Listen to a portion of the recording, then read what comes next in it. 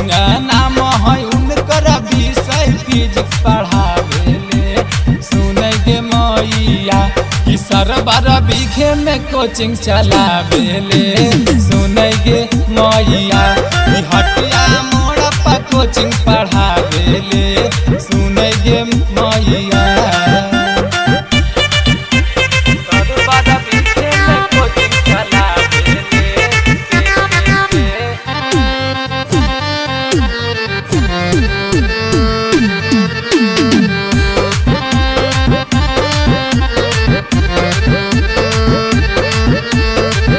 करके मेहनत सरजी फिजिक्स सिखावेले।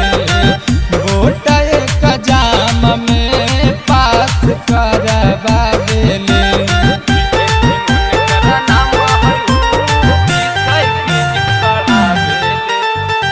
करके मेहनत सरजी फिजिक्स सिखावेले। बोर्ड एग्जाम में पास करवावेले। की तोरा बतैयो गे मैया विशेष सिंह के बारे में। सुने गे मैया कि सरबर बीघे में कोचिंग चलावेले। सुने गे मैया कि हटिया मोड़ पर कोचिंग पढ़ावेले। सुने गे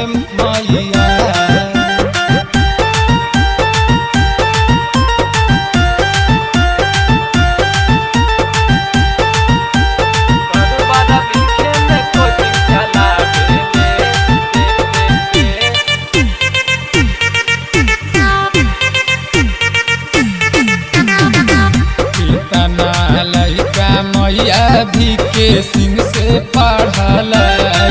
पढ़ला के बाद मैया खूबे आगे बढ़ल।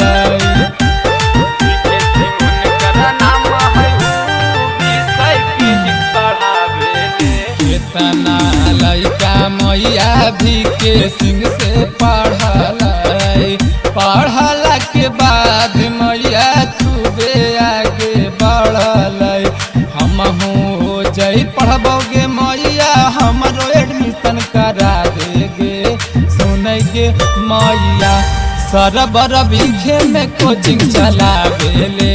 सुने गे मैया हटिया मोड़ पर कोचिंग पढ़ावेले। सुने गे मैया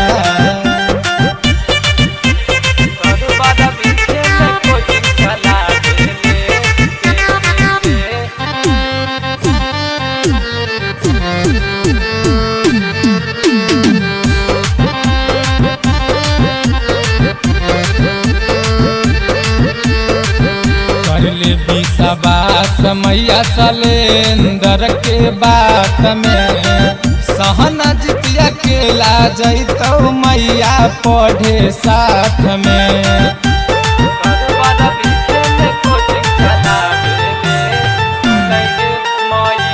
करले विश्वास मैया माधव के बात में। सहना जितिया के ला मैया पढ़ल जैते साथ में। पढ़बौ लिखबौ अच्छा से मैया नहीं करबौ बदमाशिया गे। सुने गे मैया सरबर बीघे में कोचिंग चलावेले। सुने गे मैया हटिया मोड़ पर कोचिंग पढ़ा